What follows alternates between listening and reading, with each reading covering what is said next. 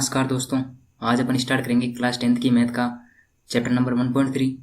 इसके अंदर अपन पढ़ेंगे कि √5 एक अपरिमेय संख्या होती है, √3 एक अपरिमेय संख्या होती है। तो इन सभी को सिद्ध करना है, जो भी अपरिमेय संख्या है उनको सिद्ध करना पड़ेगा अपन को। तो यहाँ पर सबसे पहला प्रश्न ही है अपने पास, सिद्ध कीजिए कि √5 एक अपरिमेय संख्या है। ये है तो अपरिमेय संख्या, पर अपन को इसको सिद्ध करना है। तो सबसे पहले क्या करेंगे, अपन इसको अपन परिमेय संख्या मान लेंगे। इसके अंदर एक प्रमेय भी यूज होगी और वो प्रमेय क्या है वो मैं आपको इस प्रश्न के अंदर ही बताऊंगा, ठीक है ना। इस प्रश्न को जब हल करेंगे उसी टाइम में इस प्रमेय को बता दूंगा। तो सबसे पहले अपन को मानना है इसको, तो इसको पहले गलत मानेंगे अपन और उसके बाद अपन इसको सिद्ध कर देंगे। माना √5 एक परिमेय संख्या है। सबसे पहले इसको परिमेय संख्या मानना है। √5 क्या है, एक परिमेय संख्या है। तो परिमेय संख्या को लिखते कैसे अपन, परिमेय संख्या है तो परिमेय संख्या को अपन p/q फॉर्म में लिखते हैं।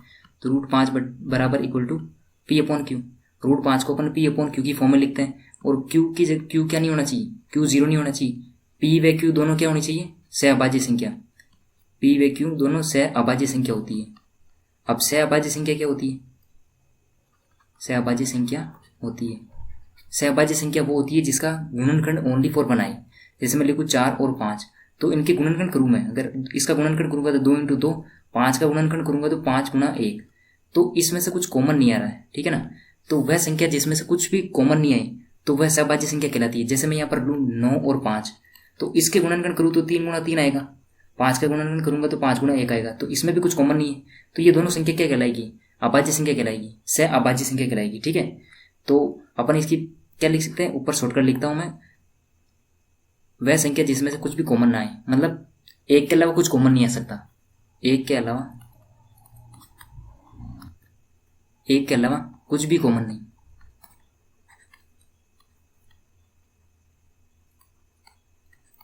वह संख्या क्या कहलाएगी, सहअभाज्य संख्या कहलाएगी। और p व q दोनों क्या होने चाहिए, पूर्णांक होने चाहिए। तो अब अपन क्या करेंगे, दोनों पक्षों में, इसके बाद अगला स्टेप, दोनों पक्षों में क्या करेंगे, दोनों पक्षों में वर्ग करने पर, तो दोनों पक्षों का अपन वर्ग करेंगे।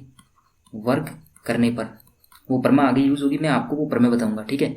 तो दोनों पक्षों में वर्ग करेंगे तो √5 का भी वर्ग करना पड़ेगा और इसका भी वर्ग करना पड़ेगा। तो p/q इसका वर्ग कर देंगे अपन इस तरीके से, स्क्वायर से रूट कट जाएगा तो ये आ जाएगा 5 और ये आएगा p²/q²। अगर मैं q² को इस साइड भेज दूँ इधर और 5 को इसके नीचे भेज दूँ तो ये बन जाएगा मेरे पास q² = p²/5। वो प्रमेय यहाँ पर लगाएंगे अपन, ठीक है। तो अपने पास क्या आया, q² = p²/5। तो यहाँ पे लिखेंगे अपन q² = p²/5। तो वो प्रमेय लगाएंगे अपन, अगर p² 5 से भाज्य है, p² क्या है, 5 से भाज्य है, p² 5 से भाज्य है तो p भी 5 से भाज्य होगा, p भी 5 से भाज्य होगा। अब ये क्या बोला इसने, अपन सीखेंगे पहले ही। अब इसने क्या करा, p² 5 से भाज्य है तो p भी 5 से भाज्य होगा। ये कैसे होगा मैं बताता हूँ आपको। तो देखो यहाँ पर p² मान लेते कोई संख्या है, p² मतलब 15 का स्क्वायर करूंगा और फिर 5 से डिवाइड करूंगा तो 15 का स्क्वायर आएगा 225, 225 5 से कट रहा है तो ये 15 भी 5 से कटेगा। ये प्रमेय ये कहती है अपने पास, प्रमेय कहती है भाई 225 अगर 5 से कट रहा है, स्क्वायर करने के बाद ये संख्या 5 से कट रही है तो ये मतलब 15 भी इस 5 से कटेगा।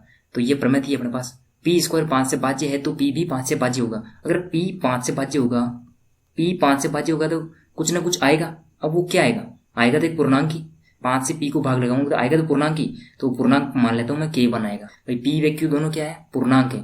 तो अगर इसका कुछ डिवाइड करूँ इसके अंदर तो भी पूर्णांक ही आएगा ना, दशमलव पूर्णांक नहीं होगा तो वो दशमलव में आ जाएगा और दशमलव हो नहीं सकता। तो यहाँ पर क्या करेंगे, अगर p 5 से भाज्य है तो कुछ ना कुछ पूर्णांक आएगा। तो मैं यहाँ पर माना, ये मान लिया मैंने, ये भी भाई क्या आगे k1 मान लिया मैंने इसको। p/5 को, 5 को क्या करूँगा मैं इधर भेज दूंगा, ये हो गया 5k1, इसको समीकरण दे दूंगा मैं 2 और इसको समीकरण देना पड़ेगा आपको 1। तो समीकरण 2 का मान, समीकरण 2 का मान समीकरण 1 में रखने पर, समीकरण 1 में रखने पर तो रख दो समीकरण 2 का मान। p का मान क्या है यहाँ पर 5k1, तो यहाँ पर p की जगह मान पुट कर देंगे अपन। तो q² = p²/5 है, तो यहाँ पर p की जगह मान रख देंगे 5k1। तो यहाँ पर रखेंगे अपन 5k1 इसका ²/5। अपन ने यहाँ पर p की जगह वैल्यू पुट कर दी 5k1। तो इसको सोल्व करने के बाद आएगा मेरे पास q का स्क्वायर, 5 का स्क्वायर 25, k1 का स्क्वायर k1 स्क्वायर और 5 से कट जाएगा 5 बार तो ये आ गया मेरे पास Q square equal to 5k1 का स्क्वायर। अब अगर इस 5 को मैं इसके नीचे भेज दूँ क्यू स्क्वायर के नीचे, तो ये क्या आएगा मेरे पास, यहाँ पर देखना, Q square upon 5 equal to k1। वो प्रमेय अपन यहाँ पर भी लगानी पड़ेगी। अब अगर क्यू स्क्वायर 5 से भाज्य, Q square upon 5 equal to k1, Q square 5 से भाज्य, 5 से भाज्य है, तो क्यू भी किससे भाज्य होगा, क्यू भी 5 से भाज्य होगा। यहाँ पे लिख देंगे क्यू भी 5 से भाज्य होगा। अगर क्यू 5 से भाज्य होगा तो कुछ ना कुछ पूर्णांक आएगा। अब वो पूर्णांक मान लेते अपन k2 आएगा, मान लिया अपन ने, माना, उससे भाग देने के बाद वो पूर्णांक क्या आएगा, k2 आएगा। अगर मैं q से यहाँ इसको समीकरण 3 नाम दे देंगे अपन। अगर 5 को मैं इधर k2 के पास भेज दूं तो ये आएगा 5k2, ठीक है। इसको समीकरण दे देंगे 4। तो समीकरण यहाँ पर देखेंगे अपन, समीकरण 2 देखो यहाँ पर, समीकरण 2 ये रही अपने पास p इक्वल टू 5k1। समीकरण 2 व समीकरण 4 से क्या स्पष्ट है, समीकरण यहाँ पर लिखेंगे समीकरण 2 व समीकरण 4 से दोनों क्या है, समीकरण अपने पास लिख लेते हैं अपन। तो वहाँ पर आ रहा p इक्वल टू 5k1 और यहाँ पर आ रहा q इक्वल टू 5k2। तो अपन ने क्या करा, p इक्वल टू 5k1 आ रहा है, तो ये क्या आ रहा है, 5 इसका क्या आ रहा है, गुणनखंड आ रहा है। गुणनखंड आना नहीं चाहिए, गुणनखंड क्या आना चाहिए, ओनली फॉर 1 आना चाहिए, मतलब कुछ कॉमन नहीं आना चाहिए। तो यहाँ पर तो गुणनखंड आ रहा है इसका, तो मतलब ये सहभाज्य संख्या थी। सहभाज्य संख्या के अंदर क्या था, सहभाज्य संख्या के अंदर था 1 के अलावा कुछ भी कॉमन नहीं आना चाहिए। तो p व q का गुणनखंड क्या आ रहा है, 5 आ रहा है। तो यहाँ पर अपन क्या करेंगे, p व q का 5 गुणनखंड आ रहा है, तो ये क्या सहभाज्य संख्या नहीं है, सहभाज्य संख्या नहीं है, तो ये परिमेय संख्या भी नहीं है, ये क्या हो जाएगी, अपरिमेय संख्या हो जाएगी अपने पास, ठीक है। तो वो कथन क्या हो गया अपना, गलत हो गया। तो अतः √5 एक क्या होगी, अपरिमेय संख्या होगी। तो यहाँ पर अपन लिख देंगे वो सारी बातें जो अपन ने बोली है, यहाँ पर लिखेंगे अपन p व q का क्या आ रहा है, उभयनिष्ठ गुणनखंड आ रहा है, उभयनिष्ठ गुणनखंड, p व q का उभयनिष्ठ गुणनखंड है, कौन है, 5 है। अगर उभयनिष्ठ गुणनखंड है तो ये क्या है, सहभाज्य संख्या नहीं है, अतः यह सहअभाज्य संख्या नहीं है। सहभाज्य संख्या नहीं है तो ये परिमेय भी नहीं है। अतः तो अपन क्या लिख देंगे, हमारा कथन गलत है। कौन सा कथन, वो अपन ने माना था परिमेय संख्या वाला, क्या माना था, माना √5 एक परिमेय संख्या है। परिमेय संख्या होती तो इसका कॉमन गुणनखंड नहीं आता, ठीक है। √5 क्या है, √5 एक अपरिमेय संख्या है, ये ऐसे सिद्ध करना है, ठीक है। ऐसे क्वेश्चन बहुत सारे हैं, √5 आ गया, √3 आ गया, √2 आ गया, वो सारे क्वेश्चन ऐसे ही करना है आपको, ठीक है। √5 एक क्या है, अपरिमेय संख्या है, उसके अंदर भी सारे स्टेप यही लगेंगे। अब अपन इसका करेंगे क्वेश्चन नंबर 2, सिद्ध कीजिए कि 3 + 2 √5 एक अपरिमेय संख्या है। तो इसको भी अपन सबसे पहले क्या करेंगे, मान लेंगे अपन, माना 3 + 2 √5 एक परिमेय संख्या है। इनको गलत मानना, पहले परिमेय संख्या है, फिर अपन इसको क्या कर देंगे, गलत प्रूफ कर देंगे। परिमेय संख्या है तो परिमेय संख्या को अपन लिखते कैसे हैं, p/q की फॉर्म में। तो यहाँ पर अपरिमेय संख्या दिख रही √5, तो √5 को एक तरफ करते, बाकी संख्या को एक तरफ कर लेते हैं अपन, ठीक है। तो यहाँ पर 2 √5 p/q, 3 को इधर भेज देते तो ये आएगा -3, 2 √5 इधर p, इसके नीचे बन रखे एलसीएम लेके इसको सोल्व करेंगे तो ये आएगा p -3q/q, q को इधर ऊपर मल्टीप्लाई कर दिया और इधर ओनली फॉर √5 रहना चाहिए, तो p -3q/2q ये आ रहा है अपने पास, ठीक है। तो अब यहाँ पर देखो p -3q/2q आ रहा है, तो ये क्या है, अगर p और q ये दोनों क्या है, पूर्णांक, p और q दोनों पूर्णांक है यहाँ पर। तो यहाँ पर मान लेते 4 को गुणा करेंगे तो 20 आएगा, 5 में से 4 घटाएंगे तो 1 आएगा, 5 में 4 ऐड कर दूँ तो 9 आएगा। तो ये सारे आ क्या रहे हैं, ये सारे पूर्णांक ही तो आ रहे हैं। अगर मैं p व q को डिवाइड कर दूं, ये p है ये q है, दोनों को गुणा करूँ तो 20 आ रहा, माइनस करूँ तो 1 आ रहा, प्लस करूँ तो 9 आ रहा, तो ये सारे पूर्णांक आ रहे हैं। अगर मैं इनको डिवाइड कर दूं तो ये क्या आएगा, परिमेय संख्या आएगी। क्या आएगी, परिमेय संख्या। तो यहाँ पर भी देखो p -3q/2q ये क्या है, अपॉन में आ गए, दोनों अपॉन में आ गए, तो ये क्या है, परिमेय संख्या है। तो यहाँ पर लिख देंगे अपन, अतः पी व क्यू दोनों पूर्णांक है, तो लास्ट में लिख देंगे अपन पी व क्यू दोनों पूर्णांक है, तो यहाँ पर लिखेंगे p माइनस 3q, अतः p माइनस 3q p पूर्णांक होगा। भाई इसमें से कुछ घटा दो, पूर्णांक में से कुछ घटाओगे तो आएगा तो पूर्णांक ही, तो ये भी क्या होगा, पूर्णांक होगा। तो p minus 3q upon 2q एक परिमेय संख्या है। p minus 3q upon 2q दोनों पूर्णांक है, दोनों पूर्णांकों को आपस में डिवाइड करेंगे तो क्या आएगा, एक परिमेय संख्या आएगी। लेकिन यहाँ पर देखो p minus 3q upon 2q इसको परिमेय संख्या मान ली, लेकिन इस तरफ क्या दिख रहा है, √5। √5 क्या है, √5 एक अपरिमेय संख्या है, तो अपन क्या लिखेंगे, यहाँ पर लिख देंगे अपन अतः इसको समीकरण 1 नाम दे देते अपन। अतः समीकरण 1 से स्पष्ट है कि √5 बराबर p minus 3q upon 2q एक अपरिमेय संख्या है। √5 क्या है, अपरिमेय संख्या है, तो ये भी क्या होगा, ये भी एक अपरिमेय संख्या होगी। तो यहाँ पर तो परिमेय मान ली और यहाँ पर अपरिमेय संख्या है, तो यहाँ पर क्या लिखेंगे, p minus 3q upon 2q एक अपरिमेय, ये √5 अपरिमेय संख्या है तो इसके बराबर में भी अपरिमेय संख्या ही होगी, ठीक है। √5 p minus 3q upon 2q एक अपरिमेय संख्या है।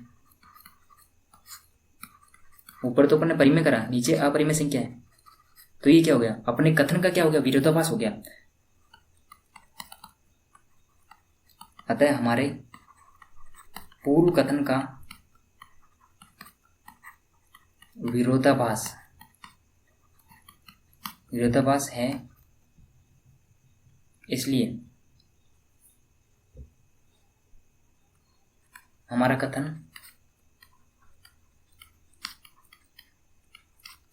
गलत है। अतः 3 + 2 √5 3 + 2 √5 एक अपरिमेय संख्या है।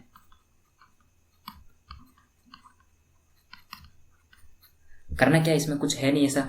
यहाँ पर देखो 3 + 2 √5 एक परिमेय संख्या मान ली अपन ने, फिर क्या करा, जो √5 है इस तरफ जो √5 दिख रहा है, पहले तो सोल्व करेंगे, इधर केवल √5 रहना चाहिए, अपरिमेय संख्या रहनी चाहिए, बाकी सबको उधर एक साइड कर देंगे, केवल √5 रहेगा इधर। अब ये क्या है, p minus 3q upon 2q दोनों क्या है, पूर्णांक है, दोनों पूर्णांक है, तो दोनों पूर्णांकों का क्या आता है, दोनों पूर्णांकों को जब भाग करते हैं आपस में तो ये परिमेय संख्या आती है। तो p व q दोनों पूर्णांक है, तो p minus 3q upon 2q क्या होंगे, परिमेय संख्या होगी। लेकिन यहाँ पर क्या दे रखा है, √5 एक अपरिमेय संख्या है, तो ये भी क्या है, p minus 3q upon 2q ये भी क्या होगी, एक अपरिमेय संख्या होगी। अपरिमेय संख्या होगी तो ये तो अपने पूर्व कथन का विरोध हो गया। भाई अपन ने पहले क्या करा था, भाई दोनों पूर्णांक के आपस में डिवाइड हो रहे हैं तो ये एक परिमेय संख्या है, लेकिन यहाँ पर क्या देखा, √5 एक अपरिमेय संख्या, तो ये भी अपरिमेय संख्या होगी। अपरिमेय संख्या होगी तो ये क्या कर रहा है, हमारे पूर्व कथन का विरोधाभास कर रहा है। हमारा पूर्व कथन क्या था, p minus 3q upon 2q एक परिमेय संख्या है, तो इसका क्या कर रहा है, विरोध कर रहा है। विरोध कर रहा तो हमारा कथन गलत हो गया। अतः 3 + 2 √5 एक अपरिमेय संख्या है। इस तरीके से आपको सारे क्वेश्चन सोल्व करना है, ठीक है। अब अपन करेंगे इसका next question.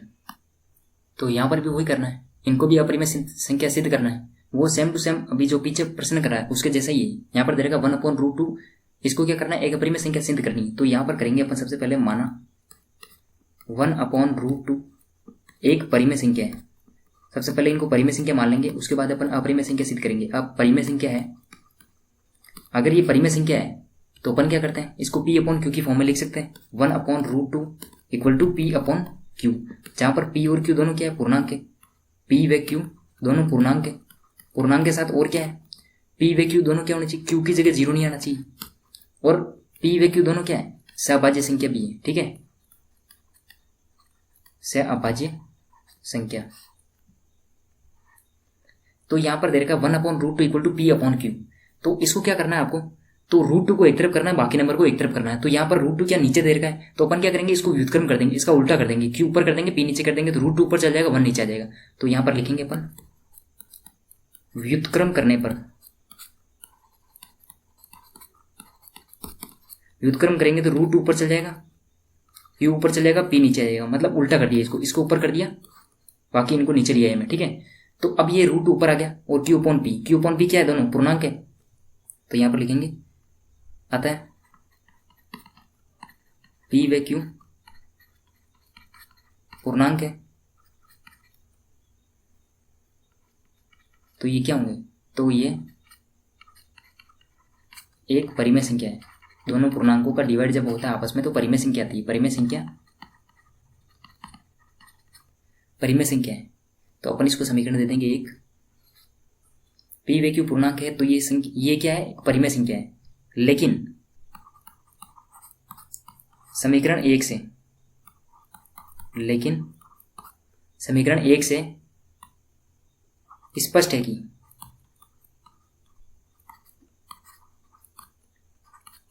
Root 2 equal to Q upon P, root 2 क्या है यहाँ पर, अपरिमेय संख्या है, तो क्यू अपॉन पी भी क्या है, अपरिमेय संख्या होगी, क्यू अपॉन पी एक अपरिमेय संख्या है भाई। Root 2 equal to Q upon P एक अपरिमेय संख्या, मतलब रूट 2 अपरिमेय संख्या है तो क्यू अपॉन पी भी एक अपरिमेय संख्या होगी, तो यहां पर लिखना पड़ेगा अपन को, आता है क्यू अपॉन पी भी एक अपरिमेय संख्या होगी।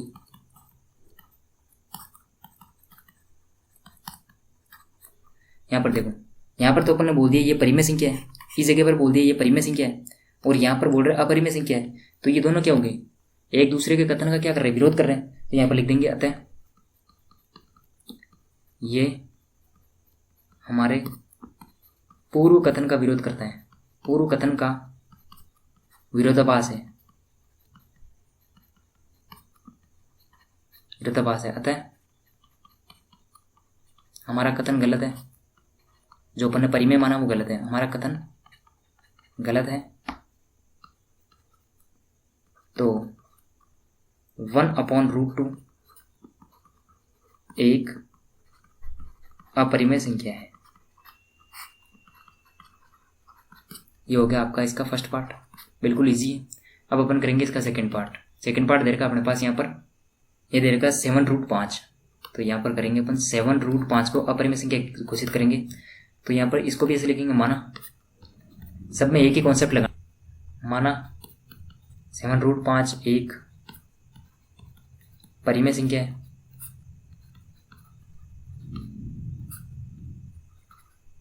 परिमेय संख्या तो अपन क्या कर सकते हैं, 7√5 को क्या लिख सकते हैं, पी अपॉन क्यू, जहां पर पी व क्यू क्या होना चाहिए, क्यू की जगह 0 नहीं होना चाहिए, पी व क्यू दोनों पूर्णांक होने चाहिए, और ये दोनों क्या होनी चाहिए, सहअभाज्य संख्या। 7√5, अब √5 को एक तरफ करेंगे, बाकी नंबर को एक तरफ कर देंगे, बराबर के एक तरफ कर देंगे, तो √5 इक्वल टू पी अपॉन, साथ यहाँ पर मल्टीप्लाई में दे रखा √5 के, तो यहाँ इधर नीचे आएगा तो किस में आ जाएगा, डिवाइड में आ जाएगा, तो ये 7q आ जाएगा। इसको दे देंगे समीकरण 1। तो ये p अपॉन 7q क्या है, ये तो एक परिमेय संख्या है, p अपॉन 7q, क्योंकि p व q दोनों पूर्णांक है तो ये क्या है, परिमेय संख्या है। अतः ये एक परिमेय संख्या है, परिमेय संख्या है। तो समीकरण 1 से स्पष्ट है कि √5 equal to P upon 7q एक अपरिमेय संख्या है।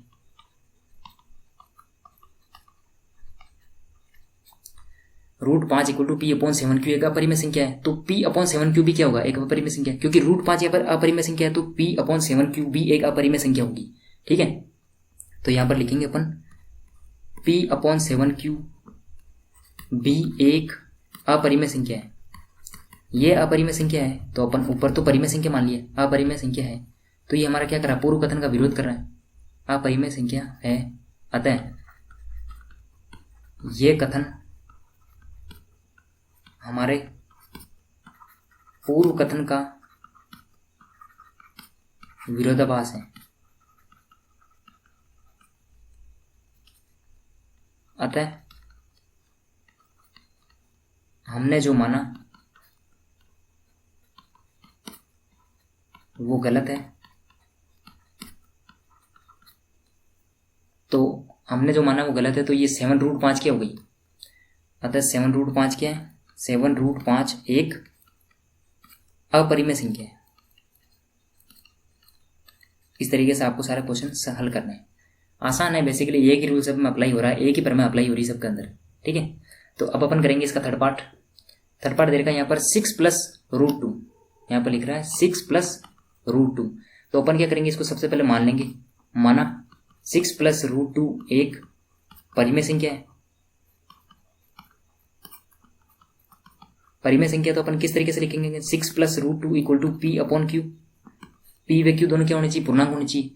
Q की जगह क्या नहीं आना चाहिए, 0 नहीं आना चाहिए। अगर 0 आ गया तो इनफाइनाइट बन जाएगा। और ये दोनों क्या होनी चाहिए, सहअभाज्य संख्या होनी चाहिए। P व Q दोनों क्या होनी चाहिए, सहअभाज्य संख्या। मैं इतना से लिख रहा हूँ, ठीक है। ऐसे क्वेश्चन बहुत सारे कर लिए, तो अपन इसको थोड़ा शॉर्ट करेंगे। तो अपन क्या करेंगे, √2 को एक तरफ करेंगे, बाकी नंबर को एक तरफ कर लेंगे। अपरिमेय को एक तरफ और बाकी नंबर को एक तरफ कर देंगे बराबर के इधर। तो P/Q, 6 को इधर लेके आएंगे तो ये आ जाएगा -6।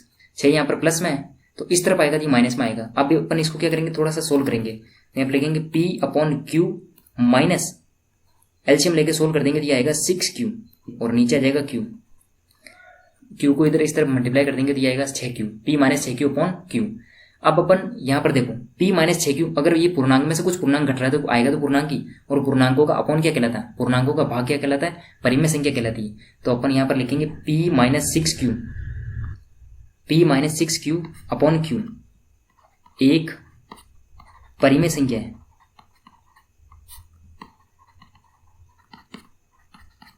P-6Q/Q ये क्या है, परिमेय संख्या है। इसको समीकरण फर्स्ट देते हैं। अतः समीकरण 1 में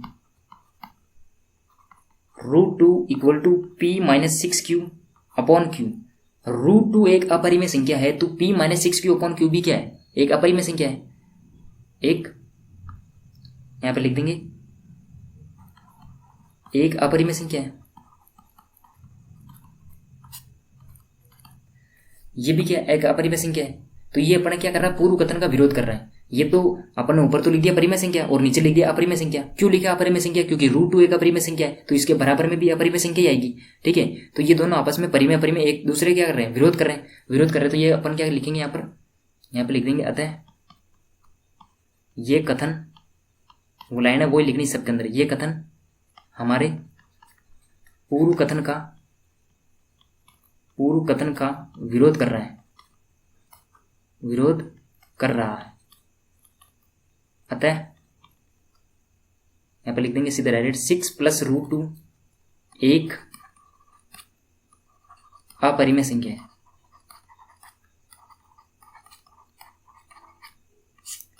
इस तरीके से ये आपका चैप्टर कंप्लीट हो गया। वीडियो अच्छी लगे तो लाइक करना और शेयर करना। धन्यवाद।